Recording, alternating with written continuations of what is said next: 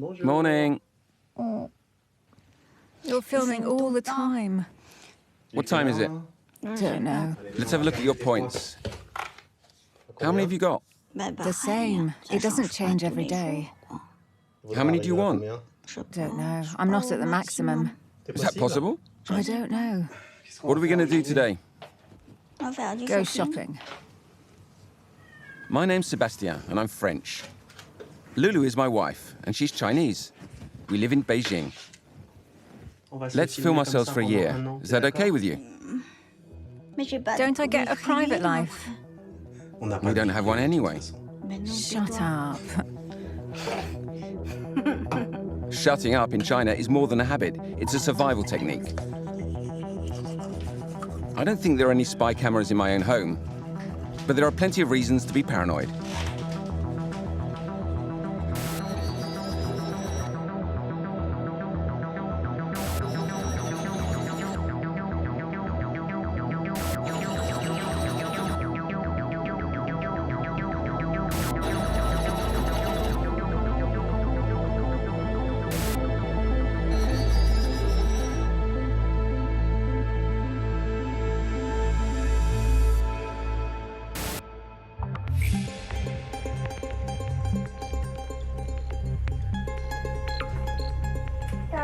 Have you got the keys? No, you take them. Welcome to our apartment in North Beijing, outside the 4th Orbital Road. This is where I live with Lulu. I've been a journalist in China since 2007. We live an ordinary life as a married couple, except for one detail. We're never really alone. On our landing or in the lift, they're everywhere.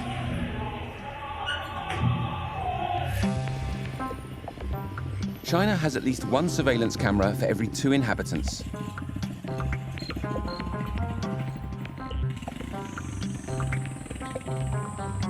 Electronic eyes which are always watching us.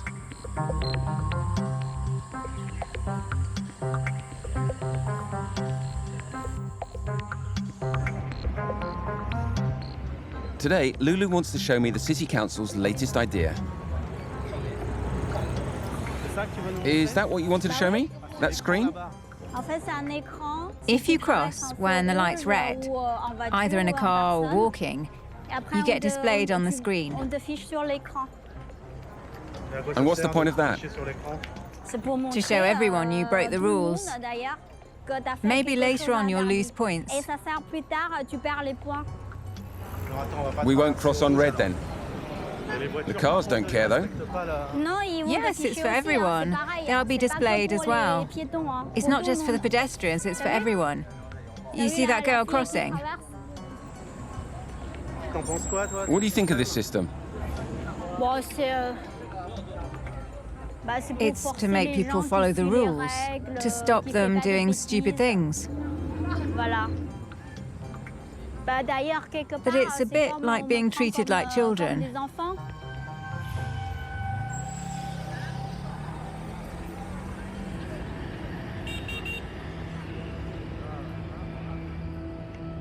"23 million children in Beijing, 1.4 billion in China as a whole.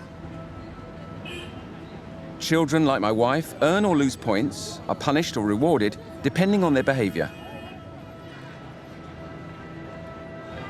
An entire population under surveillance.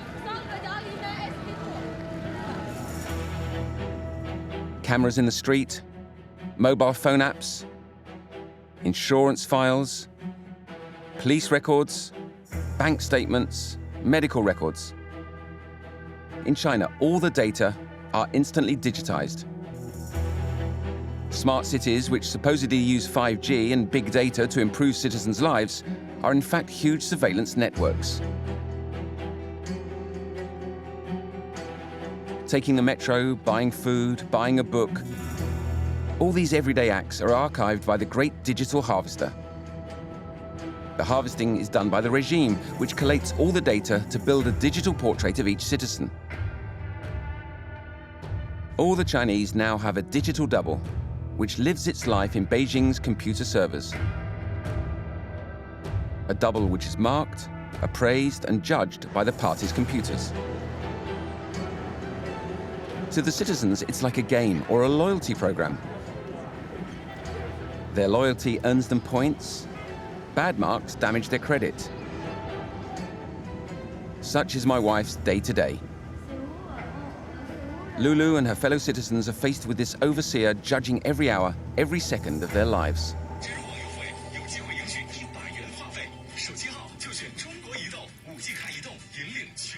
My wife isn't a journalist. She works in marketing. To make sense of the impact this technological and social revolution has had on her life, I decided to film her daily routine.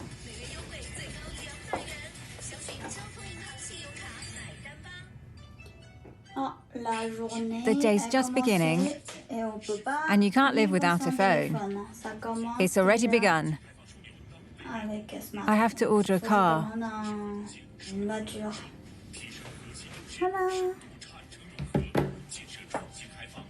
More than anywhere else in the world, in China, life is impossible without a mobile phone. The country has over 1 billion subscribers.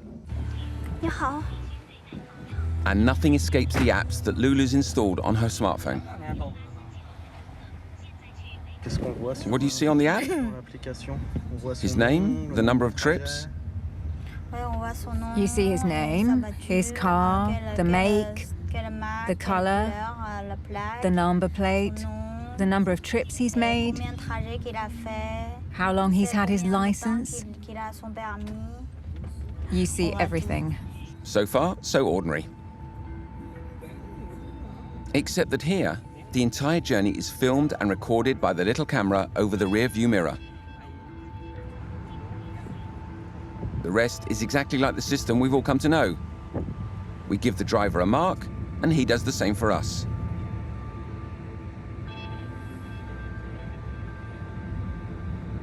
In China, marking has become the norm, as it has across the planet.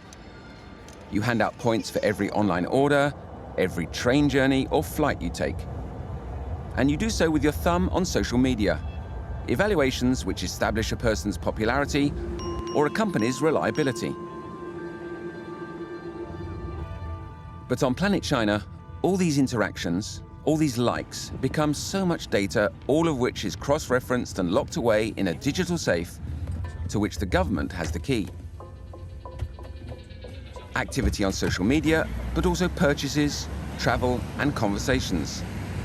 Private lives stored in a code installed by each Chinese citizen on his or her mobile phone.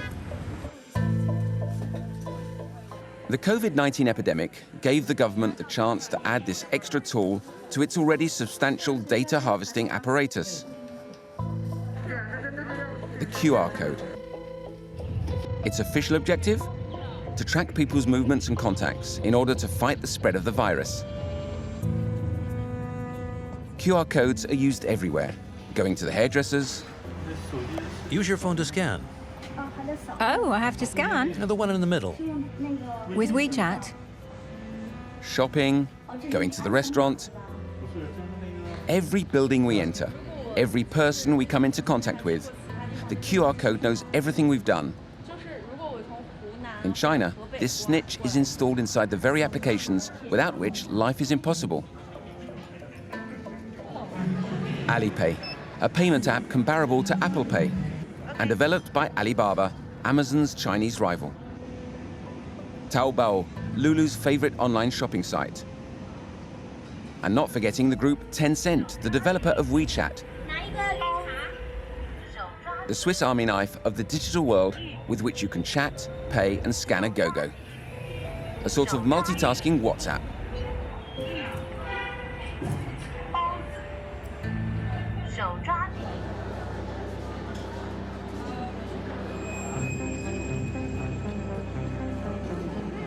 All these apps put out there by the Chinese tech giants are gobbling up personal data, which directly feeds the party's ever-vigilant surveillance system.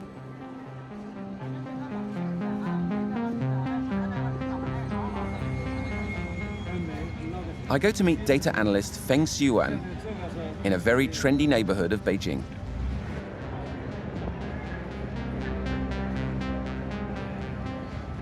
he confirms that the pandemic did indeed accelerate the data harvesting system, doing so directly by means of the apps installed on mobile phones.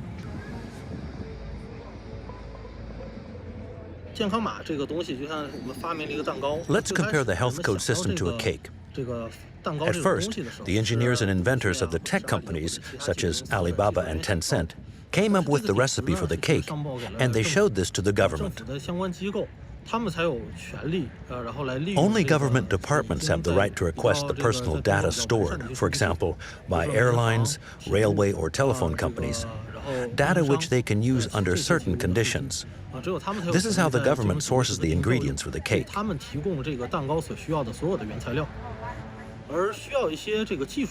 But in order to mix the ingredients together and bake the cake, only the tech companies have the capacity to do this. The government isn't a baker. Next, we can see that the government has the right to ask online payment platforms for details of transactions, also under certain conditions. The question is how to find a balance between protecting personal data and what the government is permitted to do. This is something the whole world is arguing about right now. But it's not a new debate.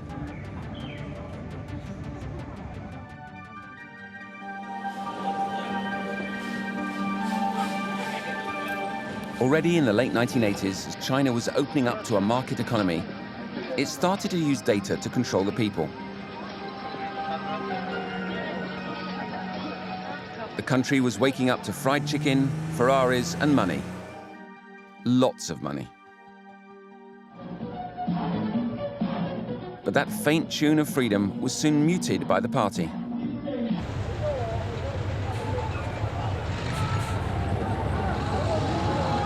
Mao's grandchildren wouldn't be any freer. They'd just be rich.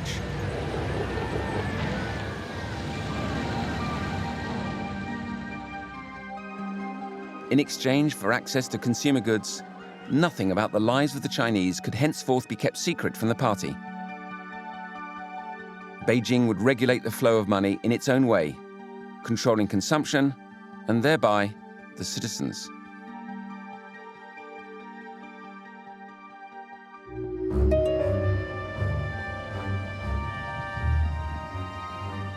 My wife Lulu is a child of the great consumerism boom and of the mobile phone. She's one of those Chinese who buy, spend, plan holidays, and dream of retiring to the sun. Ever since the People's Court of Commerce started selling off the revolution, her generation has been enjoying the boom. It was this hunger to consume that brought about the Chinese financial credit system in the 1980s. But first of all, Beijing wanted to understand the strange mechanics of the market economy and familiarize itself with the notion of credit.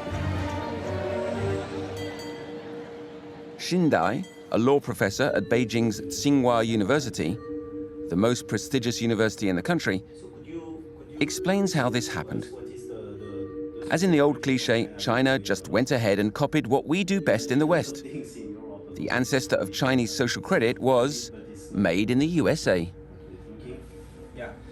The story one is some senior official paid a visit to the U.S., right? And then so apparently he was trying to find out, okay, look, why supposedly there weren't as many frauds in the U.S. markets as compared with China's, right? So what's really the difference? So one difference he apparently realized, or at least somebody told him or he discovered, was that the U.S. has something called credit system, right? So credit reporting, credit rating, right? So because if you committed fraud, once or in one transaction, and that would become recorded into your credit profile, credit record, and then if you have that negative entry, that might actually make it very hard for you to get into future transactions or be trusted as a trustworthy business counterparty in the future.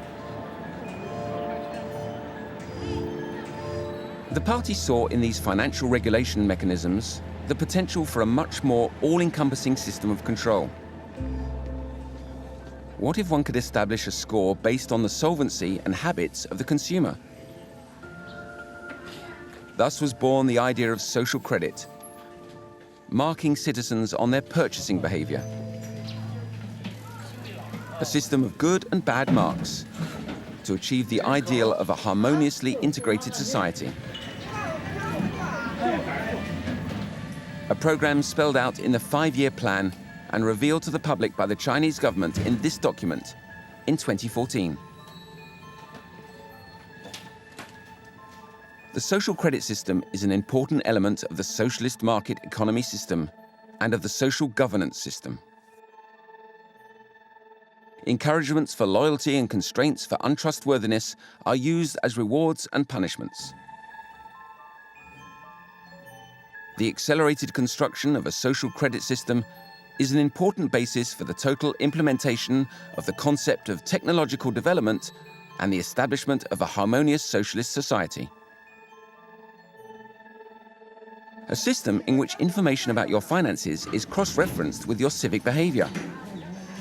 Marks are given, creating a new social order with first, second, third, and fourth-class citizens. The idea is if you accrue points, the more points you have, you might use these points to have some sort of like preferential access to certain kind of public services. For example, you might go to the public hospitals without paying a deposit when you see a doctor. You might be able to go to certain public parks without paying entry fee. You might be able to get discount fares when you use public transportation, all these kind of things. Also, I think in Suzhou there are some stuff like you can just go to public libraries and borrow books without paying a deposit because your score might be good. But mostly are these kind of things at this point, right? So, really, how important are they, or how trivial are they, right, at this point? And my wife in all this? Does Lulu have enough credit in the eyes of the government? She's a model student anyway. Her counter is up by 5 points. 5 points that she's no doubt earned thanks to her good consumer habits, her civic sense, and her respect for the rules. Shindai does an analysis. We see here that you can do lots of things. With your current mark, you could stay in these hotels without having to pay a deposit. You can get reductions on travel, and this is very interesting. Visas for Canada, Argentina, and Latvia.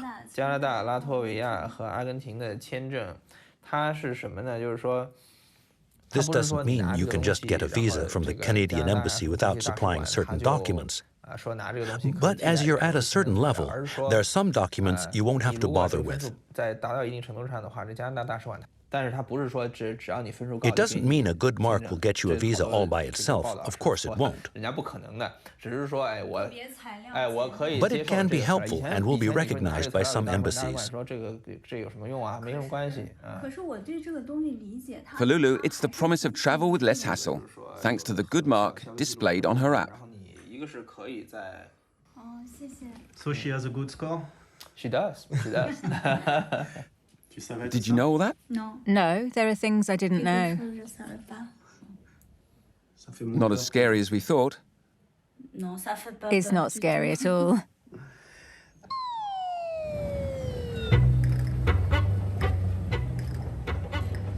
Okay, Lulu doesn't share my fears about this 100% digital world.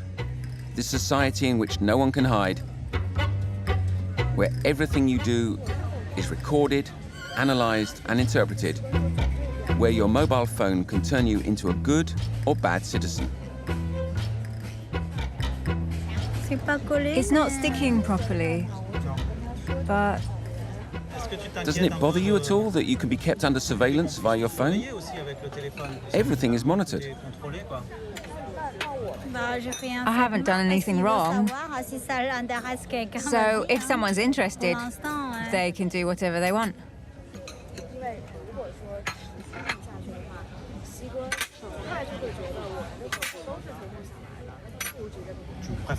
Do you like living with that, or would you like to refuse? Why would I refuse? Anyway, you can't. So what if you could? I wouldn't. It's so practical, it makes life much easier. You can't do without it. The companies behind WeChat and Alipay know everything about you. Are you more afraid of them or of the state that's tracking you? I wouldn't say afraid, but sometimes it's a bit worrying. Like you might make a stupid joke, and if it touches on politics, then you might get someone calling you up to tell you off. Phone or not, it makes no difference to the way you live? No, I haven't changed the way I live.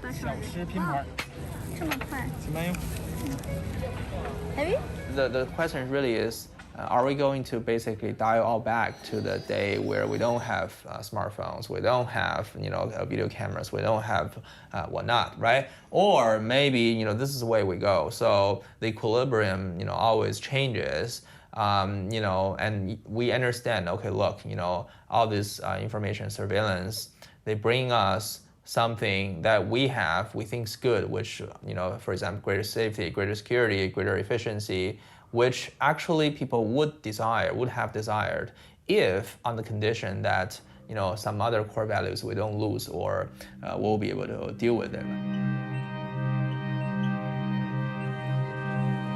Do the people actually have a choice?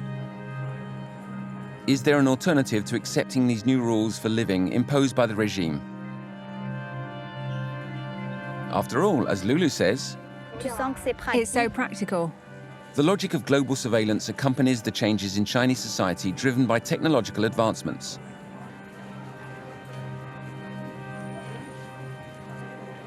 This can be seen with the disappearance of an item which first appeared in China in the 11th century, the banknote.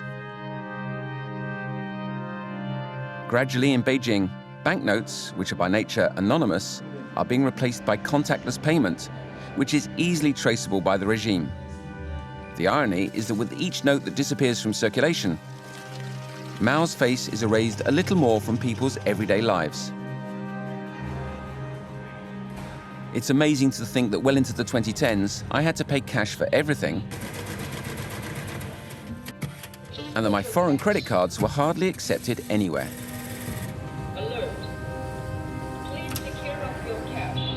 And the life of Chinese people has changed, since they are living life at their fingertips. Today, state television is even selling the society to foreigners. Go and buy breakfast on the street and pay by A world in which scanning with your everything is smartphone. so much In the easier, subway station, as long as you don't mind the scan party your knowing everything smartphone about to you. purchase your ticket. Why is Thomas from Germany celebrating with so much enthusiasm? Like many foreigners in China, he is enjoying the convenience of a life without cash. So pervasive is the trend that robbers would be hard-pressed to find any cash to steal from in a modern Chinese store. This is a glimpse into the life of most Chinese. But an even more advanced piece of technology now makes an entrance in our lives.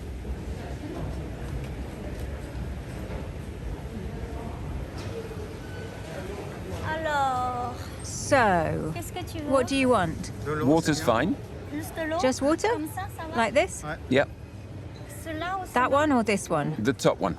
That's a lot more expensive.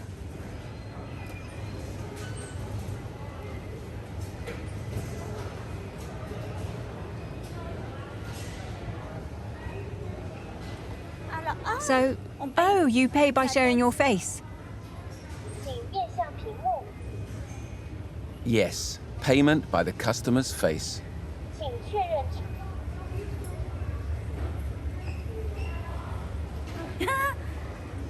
Done.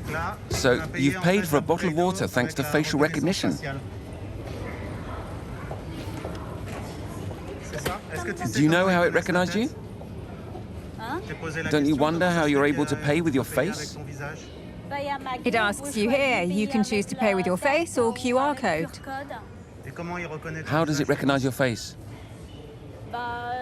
It's recorded. When you subscribe to Alipay, it scans your face.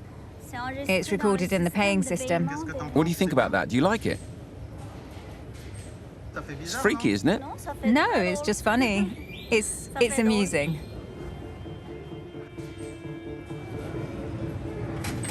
Name, address, phone number, movements, purchasing history, and now face. All the data are compiled, connected, combined. If truth be told, I'm not sure it is all that amusing. In every face, the party can now see the private life of every Chinese citizen. A mass surveillance tool at the heart of the Chinese government's investments.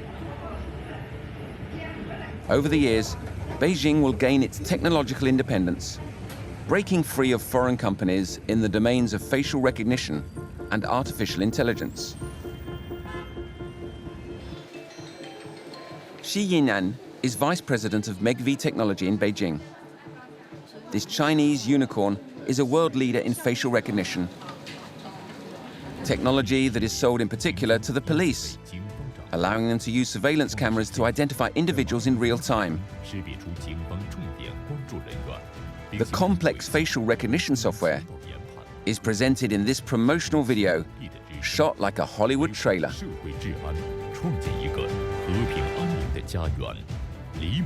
Mr. Li, a financial crook on the run since 2016, was spotted by the Sky Eye and the police were informed.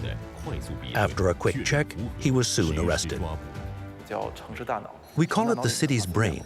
On the one hand, there's private use, and on the other, there's security use controlled by the police. We're already working with 27 provinces in China, improving their security.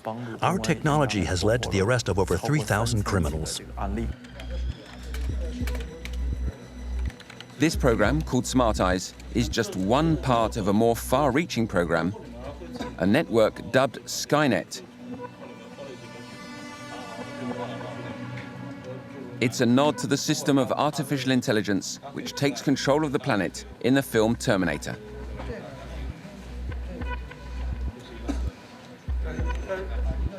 The aim is to be able to identify anyone, anywhere, thanks to hundreds of millions of surveillance cameras.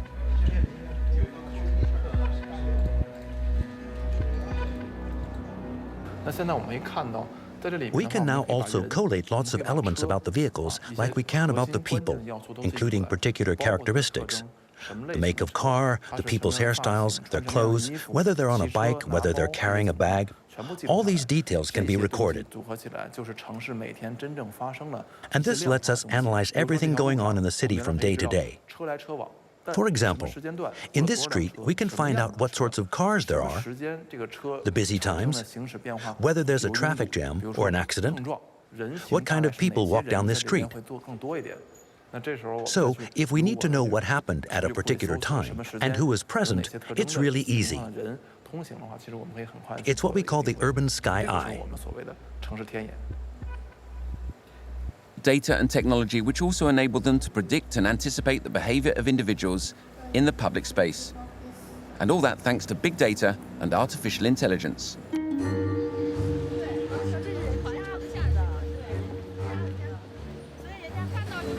It's estimated that Chinese research into artificial intelligence is about 2 decades ahead of its direct rivals.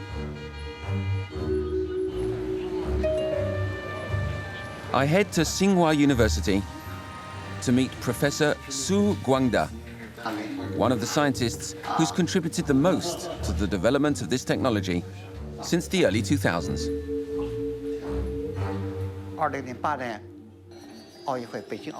The Chinese government was the first to use facial recognition during the Beijing Olympics in 2008. It was the first time in the world that it was used during an Olympic Games. Thereafter, the World Expo and other events requiring heightened security were able to use facial recognition. This was only possible because of major financing by the state. This improves the level of public safety so that the people can live in a more harmonious, safer society. And it's why they should support facial recognition. It has many advantages. There are companies with data about more than 100 million individuals. The reason facial recognition is a success is because the amount of data is immense. And the amount of data should increase further with advancements in facial recognition.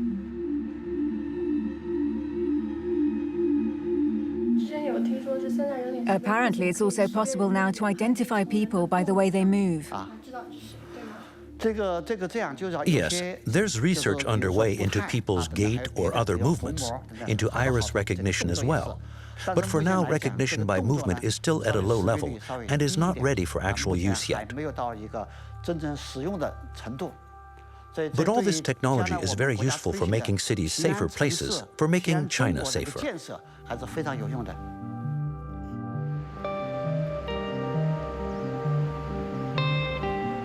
Recognizing people, predicting their movements, checking and observing their daily routine. Surveillance has always been the raison d'etre of the party state. From 1949 and the birth of the People's Republic of China, Beijing had eyes everywhere. Political commissars and neighborhood committees were the eyes and ears of public security in the heart of the people. It was a net cast over a population that didn't travel, a walled-in country cut off from foreigners.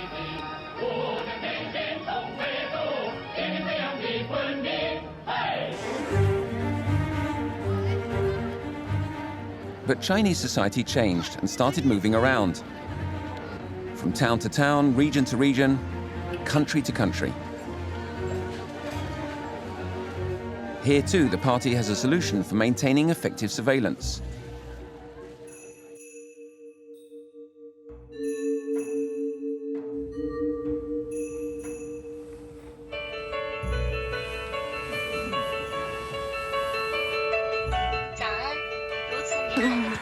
Bonjour.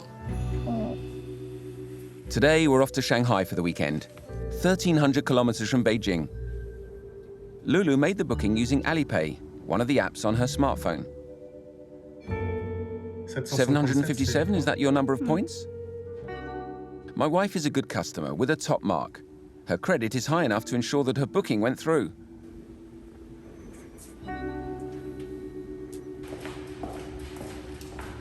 We head for the main station in southern Beijing, one of 3 that serve the capital. Taking public transport in China, could anything be easier?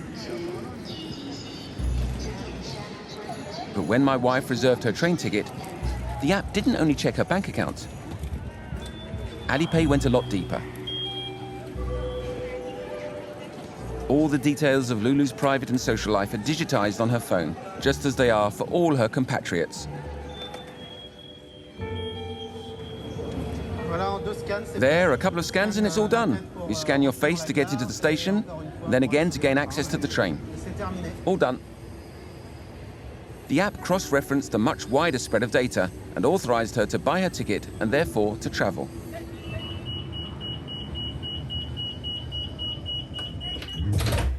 If you become placed onto a judicial blacklist for being delinquent on, payment to the winning party of your lawsuit, and then this blacklist, so it will mostly it will be publicized on court website, and then also this blacklist will also be sent to the railway authority and also to the airport authorities. So they do have your information over there. And then when you want to buy a ticket, of course, when you buy a ticket, you need to provide your ID number, right? And then that's where they got you there.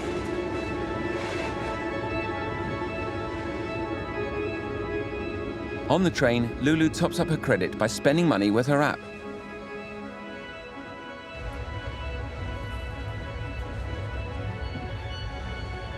The QR code again.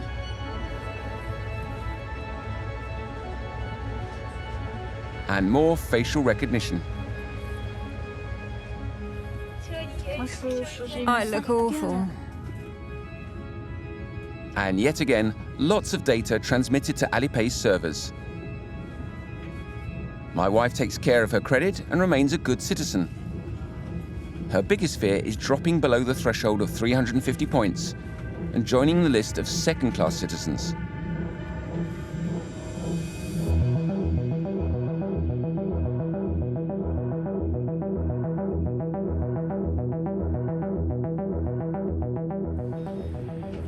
Once we get to the hotel, it all starts again. We were able to reserve a room in this hotel in Shanghai thanks to Lulu's good mark. A bad credit rating and ending up on the blacklist would have put an establishment like this out of reach for us. The blacklist is at the very heart of this social credit program. It's the ultimate algorithm ready to be deployed at any moment by the Chinese Party state, creating a system in which virtuous behavior is encouraged and rewarded. For those who cross the line, the sanction is immediate and their mark is downgraded. And maybe this is the party's greatest victory, improving people's behavior without having to wield a stick. Some of the laws say, look, the social credit system is to, improve market efficiency, to enhance regulation, but also to promote good values. But then, the question is always, for the third component, how do we do that? Honestly, you can't use these kind of things. They may, right? Sociologically, you can say, look, as people care more about what they have said, what they have promised, then maybe eventually through keeping promises, they become more honest whatsoever. More honest, and above all, more respectful of the rules. And it starts with crossing the road properly. Those who infringe these ideals of the harmonious society can no longer hide. That's scary. Just then they flashed up the photo of a guy and a girl on the big screen. It's scary, isn't it? Then what happens? They get a fine? No, but imagine if you do it all the time. Your face will get shown all over the place. Maybe it'll affect your points. You see your face up there in the middle of the street. It's weird. You shouldn't cross when the light's red. Most people wait for green. Yes. They follow the rules. Or your photo gets flashed up. You get shamed. Shall we try to cross on red just to see? No, I'm not doing that. Only foreigners do that. But even the foreigners are behaving properly, can you see? I could go and see my photo up there. That'd be cool. Go on if you want. Not me. What would happen? Your photo would be on the big screen. That would be awful for you. That's how the rules are enforced. They don't explain if you get points taken away, or... For the moment, it's just your face being flashed up? Yes, it's just that. The shame. The shame. To monitor the public space permanently and effectively, one particular piece of kit is needed. The surveillance camera. They've been proliferating all over China since the early 2000s. In apartment blocks, offices, shops. They're everywhere. Of the world's 20 cities with the most surveillance cameras, 18 are Chinese. Chongqing, with a population of 31 million, has one camera for every 6 people. Shanghai, 26 million, has one for every 9. In comparison, this is over 10 times more than in the most equipped European cities.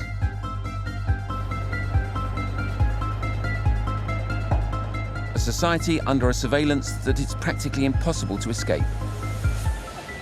Chinese Big Brother's eyes are everywhere.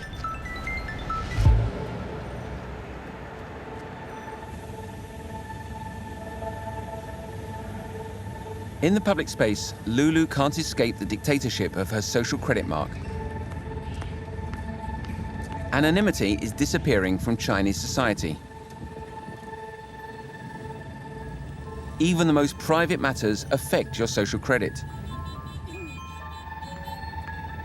Could Lulu's mark be affected by her diet? This could be next. A healthy citizen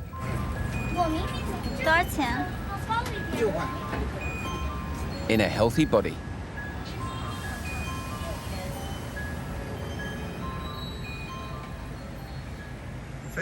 Are you paying or checking how you look? Both. Well, that's handy. Yeah, What did you buy? something healthy. What? Tea. Tea. Imagine if that affected your points. Then I'd earn more, because I only drink tea. Do you think you can earn points by drinking tea? And lose them by drinking alcohol? I mean, if you had a beer instead? I think that might happen one day.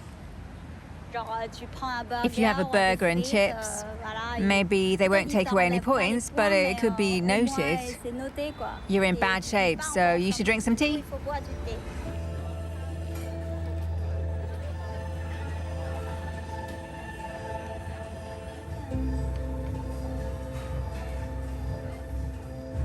What do you want? Salad.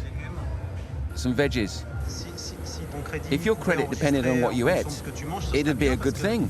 It would make you eat more healthily. But sometimes you need to treat yourself. You can't live on that alone.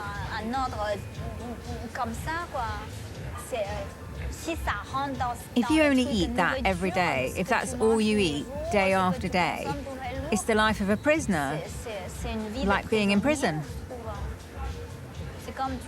They bring you your tray, and you have no choice. If you don't eat it, then you starve. We're human beings, after all. Lulu hasn't totally given in to letting her existence, her desires and aspirations be conditioned by these strictures. However, while not quite everything is affected yet, social credit is seeping into people's minds like a new software in the brain. Where are we going? The bookshop.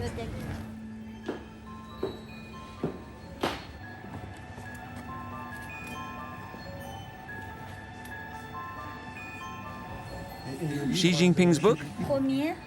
First, second, and third. The Thoughts of Xi Jinping? Yes. How many points would buying the 3 tomes of the Chinese president's political vision, or a recent hagiography of him, add to my wife's social credit? That's Mao.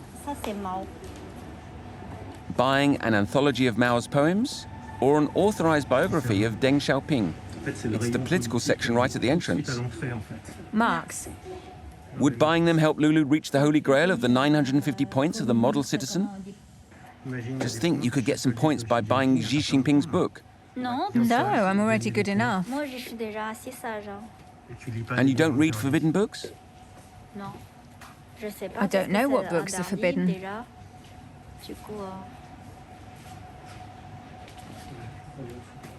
You're very good. No, I'm not. I'm just normal.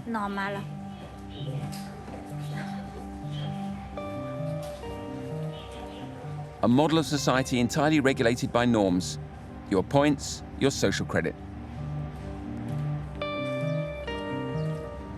But there are some Chinese who reject the idea of their private life being out in the open.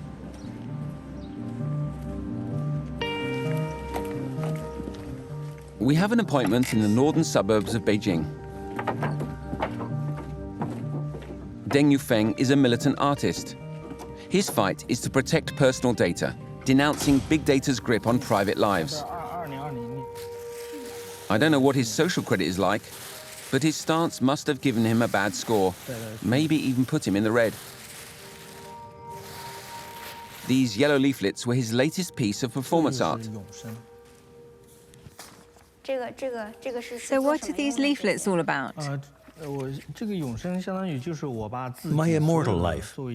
They represent all my secrets as a human being. But the secrets are made public and printed on this document. It's a sort of curriculum vitae. The CV has some basic information, even my password for the bank, for my WeChat account, and other things like that. And then some even more private details, secrets. On the 18th of March 2021, Deng Yufeng went out with 3 volunteers and a bunch of Western journalists. They handed out to passers-by his immortality leaflets in the streets of Beijing's 798 neighborhood, where several artists' studios are located. In China, denouncing the assault on the private domain by the digital grim reaper of the tech giants is a risky business.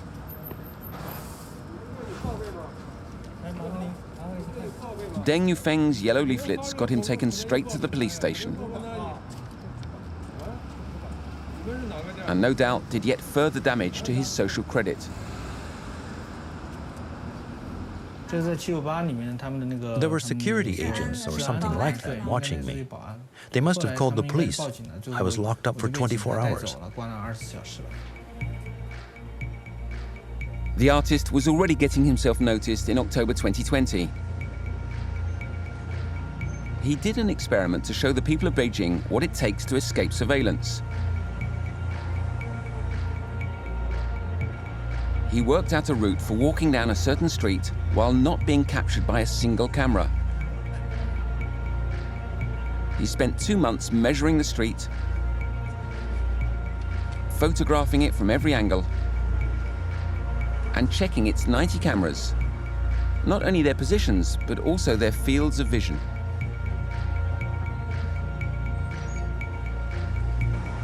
Sure.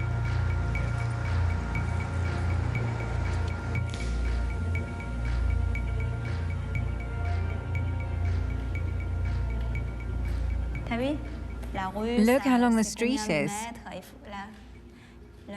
The cameras can pick you up everywhere. He did all this. It's the work of a real engineer. On the day itself, he and a group of volunteers walked slowly in single file up the street, crouching with heads bowed. They stepped off the pavement, crept along walls, hid behind advertisement hoardings. In all, they took 2 hours to cover little more than a kilometer.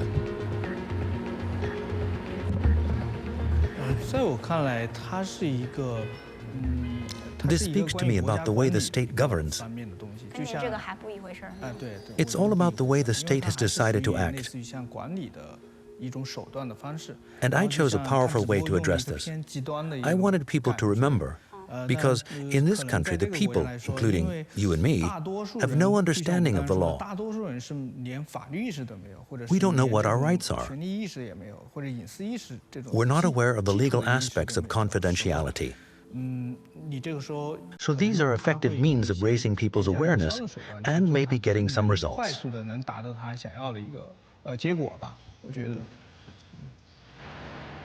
But Deng's battle seems to be lost in advance. Beijing controls the tech giants, and its right to inspect and use their data has never been challenged. Alibaba, Tencent, and Baidu are the party's pets.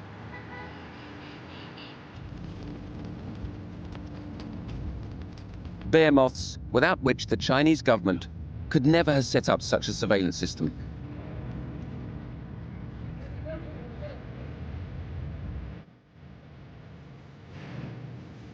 But in China, what the state demands, the state gets.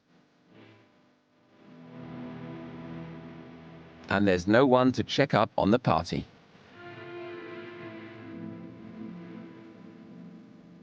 Back to my wife and her social credit. How does she imagine the world 20 years from now?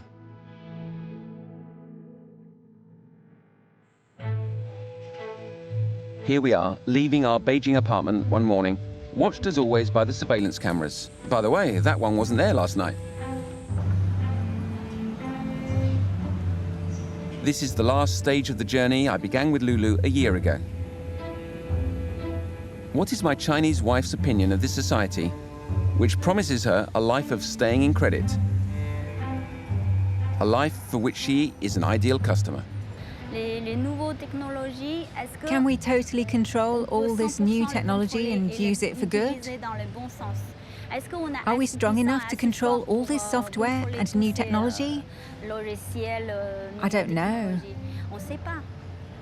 It makes you think.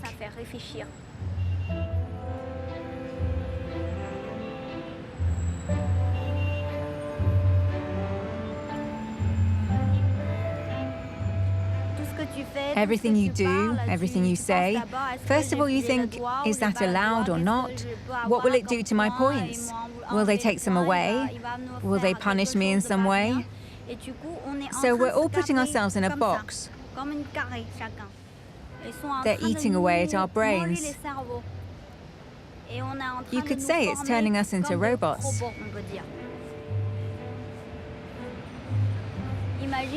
The children being born today will be adults in 20 years.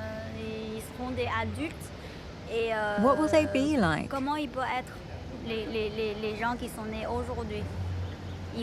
They'll be half robots inside, but they'll still look like human beings. So what I suggest, Lulu, is that we do this again in 20 years and see if it's turned out the way you think it will. I hope not. Will you still be able to hold the camera?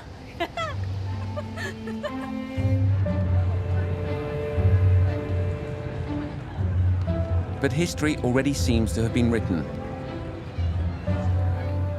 To live in this new type of society, my wife won't have long to wait. Beijing has its finger on the button, ready to launch its social credit and harmonious society program into orbit. Lulu won't be looking away from the score on her mobile phone anytime soon.